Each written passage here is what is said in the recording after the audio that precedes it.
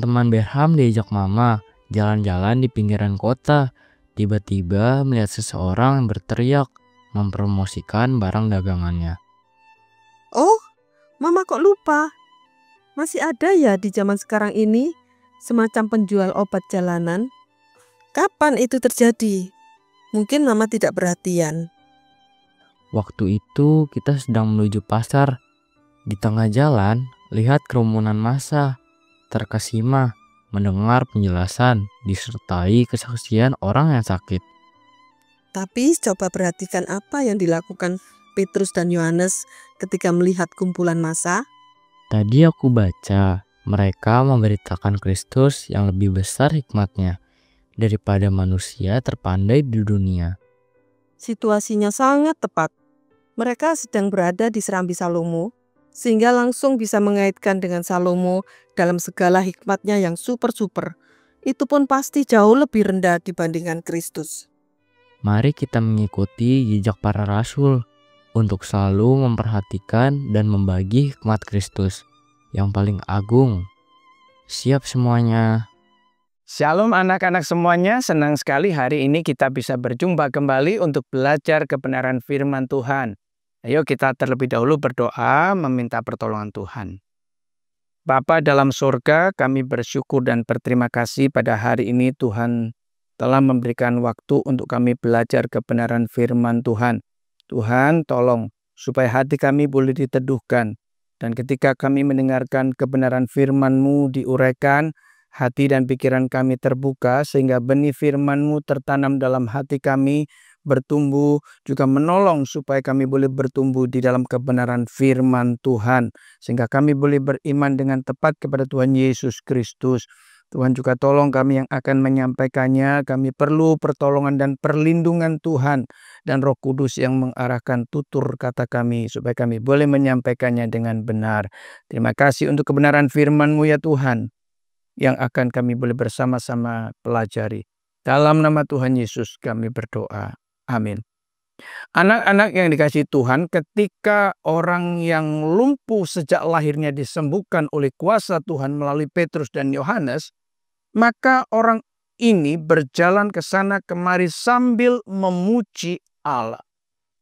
Memuji Allah bukan berarti mengucapkan kata-kata yang hanya puji Tuhan, puji Tuhan, puji Tuhan. Bukan itu.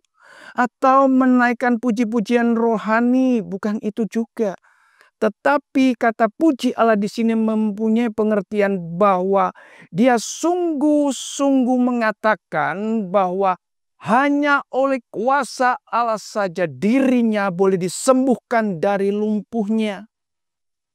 Dan orang-orang tentunya yang ada di sekitar situ mendengarkannya. Tetapi apa yang terjadi dengan orang-orang yang banyak itu? Orang-orang yang banyak itu melihat bahwa si lumpuh yang telah disembuhkan berjalan ke sana kemari dan memuji Allah. Tetapi mata mereka ini hanya tertuju pada mujizat kesembuhan. Telinga mereka tidak mendengarkan kalimat-kalimat yang sesungguhnya yang keluar dari mulut orang yang lumpuh dan disembuhkan itu.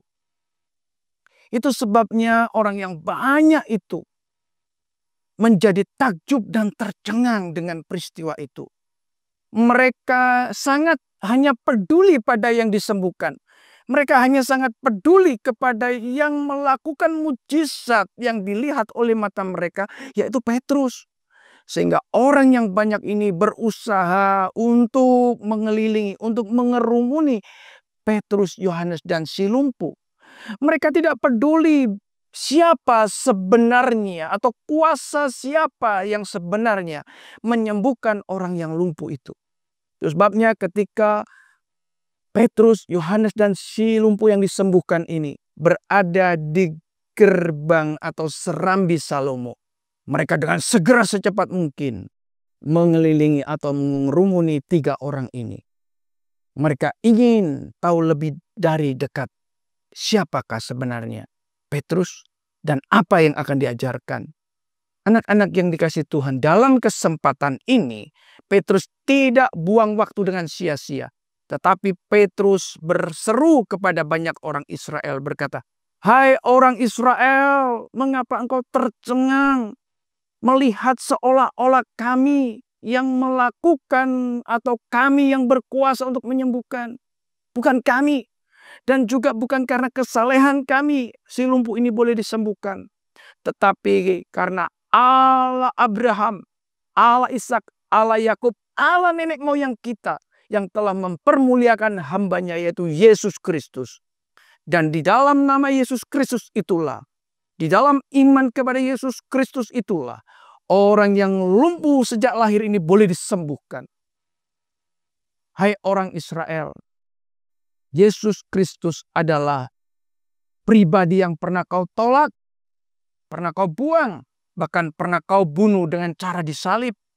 Tetapi Allah telah membangkitkan Yesus Kristus. Dan kamilah inilah saksinya bahwa Yesus Kristus telah dibangkitkan. Kami tahu apa yang telah kau kerjakan itu. Kau kerjakan di dalam ketidakmengertianmu, di dalam ketidaktahuanmu. Seperti para pemimpinmu yang lain.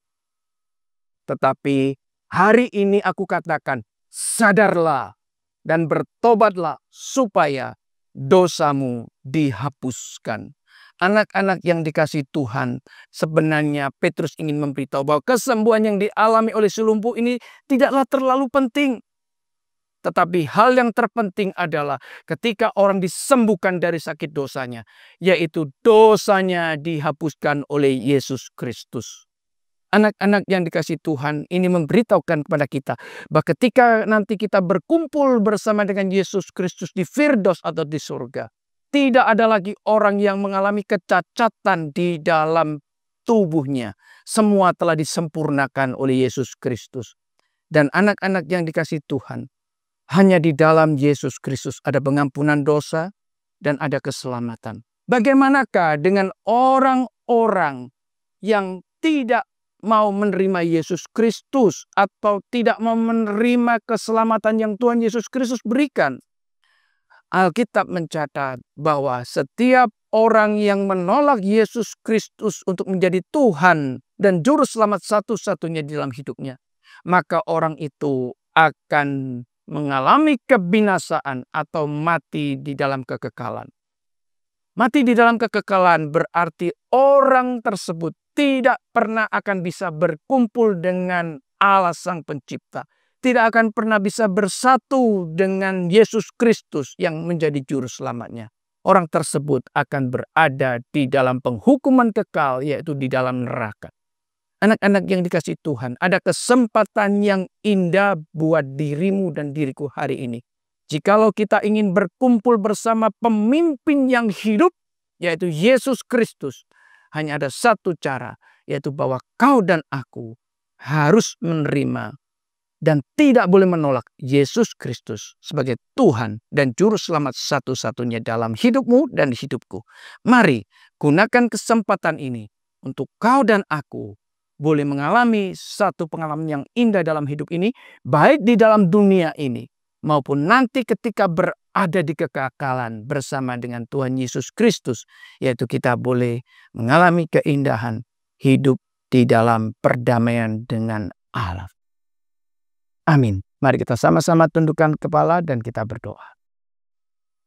Bapa dalam sorga, kami bersyukur dan berterima kasih jikalau saat ini Tuhan berikan kami kesempatan untuk mengalami keindahan bersama dengan Tuhan di dalam dunia. Karena kami menjadi orang-orang yang diselamatkan. Dan nanti kelak Tuhan ketika kami boleh berjumpa muka dengan muka di dalam kerajaan sorga, kami akan mengalami satu sukacita yang besar yang tidak sebanding dengan apa yang kami alami sepanjang kami hidup dalam dunia.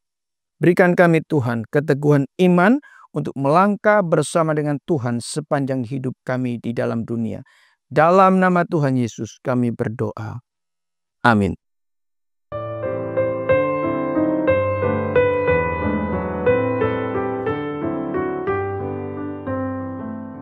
Anak-anak, apa yang dilakukan seseorang setelah melakukan perbuatan spektakuler? Tentu membanggakan diri serta berusaha melakukan yang lebih hebat lagi. Ini berbeda dengan para rasul Yesus Kristus yang mengatakan bahwa mujizat tidak diadakan oleh kekuatan mereka sendiri. Bahkan mereka tidak layak menerima kuasa yang diberikan Kristus untuk melakukan mujizat. Sangat berbeda. Mereka langsung melanjutkan pemberitaan firman Tuhan kepada penonton yang dipenuhi rasa takjub. Oh, berarti mujizat itu berfungsi untuk memberikan rasa hormat kepada Kristus. Terbukti, Petrus segera mengelak pujian dan mengatakan dirinya hanya merupakan alat di tangan Kristus. Anak-anak perlu mengerti bahwa yang penting adalah penginjilan atau ajaran tentang Kristus yang menderita, mati, dan bangkit, memberikan penebusan serta keselamatan kepada umatnya. Berarti bukan mujizatnya ya, Ma? Penginjilan yang membuat seseorang bisa dilahir barukan, hanya penginjilan yang penting. Artinya hanya apabila orang dilahirkan dari air dan roh baru akan masuk dalam kerajaan Allah. Ya, bukan karena baptisan yang mungkin cuma sekedar tanda lahiriah yang menyertai seseorang lahir sebagai orang Kristen. Aku makin jelas karena orang bisa dilahir barukan hanya melalui kabar tentang Yesus yang dipercayai melalui firman dan roh. Bersyukur kita dilahir barukan melalui pemberitaan tentang firman Tuhan. Itu membuat kita terus menghidupi firman yang terdapat dalam Kisah Rasul pasal 4 ayat 1 sampai ayat 22. Sampai jumpa di buku 15. Soli Deo Gloria.